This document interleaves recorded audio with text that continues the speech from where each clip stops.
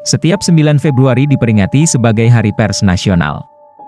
Seiring waktu, dunia pers Indonesia terus berkembang mengikuti zaman yang terus berubah.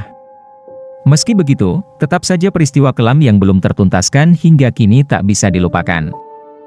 Dalam perkembangannya, dunia pers Indonesia pernah menorehkan tinta kelam di mana beberapa wartawan terbunuh dalam menjalankan tugas. Di Yogyakarta, ada seorang wartawan bernama Fuad Muhammad Syarifuddin yang dibunuh pada 16 Agustus 1996. Semasa hidupnya, pria yang akrab disapa Udin itu memang dikenal kritis dalam setiap tulisannya terkait kekuasaan Orde Baru dan militer. Hingga puncaknya, pukul 16.50 WIB pada suatu hari bulan Agustus 1996 silam, ia dianiaya oleh orang tak dikenal di sekitar rumahnya. Hal inilah yang membuatnya menderita gegar otak dan mengembuskan napas terakhir di rumah sakit Bethesda.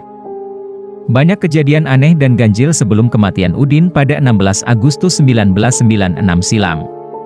Pernah pada suatu malam, Udin menemui seorang tamu yang mengaku sebagai kaur pemerintahan Desa Wirokerten Bantul dan ingin menemui Udin untuk urusan tanah. Dua tamu itu adalah Hatta Sunanto, anggota DPRD Bantul dan seorang calo tanah bernama Suwandi. Namun setelah pertemuan dengan kedua tamu itu, Udin jadi terlihat gelisah di kantor. Setiap selesai menulis berita, dia bergegas pulang ke Bantul dengan motor pribadinya. Tak hanya itu, salah satu tetangga Udin yang berada di warung bakmi bernama Nyonya Ponikem sering melihat beberapa laki-laki yang dicurigai mendatangi rumah Udin.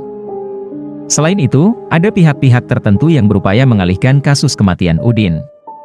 Seorang perempuan bernama Tri Sumaryani mengaku ditawari sejumlah uang sebagai imbalan jika mau membuat pengakuan kalau Udin melakukan hubungan gelap dengannya. Lalu perempuan itu disuruh mengaku bahwa Udin dibunuh suaminya dengan alasan telah terjadi perselingkuhan.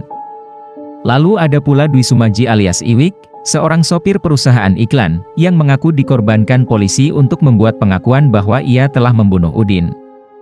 Namun di depan pengadilan pada 5 Agustus 1997, Iwik mengatakan bahwa dirinya dikorbankan untuk bisnis politik dan melindungi mafia politik. Udin meninggal dunia di RS Bethesda pada Jumat, 16 Agustus 1996 setelah 3 hari berjuang melawan maut tanpa pernah sadarkan diri.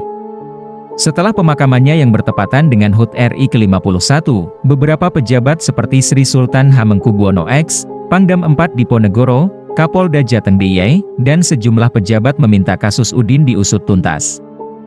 Namun pada 23 Agustus 1996, Kapolres Bantul saat itu, Letkol Pol Ade Subardan mengatakan bahwa tidak ada dalang dalam kasus kematian Udin meskipun belum tertangkap. Dia juga mengatakan akan menangkap pelaku pembunuhan Udin dalam waktu 3 hari dari tanggal tersebut. Hingga kini, siapa dalang dan pelaku pembunuhan Udin belum juga terungkap. Bahkan lembaga peradilan pun juga tak mampu menjadikan kasus pembunuhan pekerja pers itu menjadi terang benderang.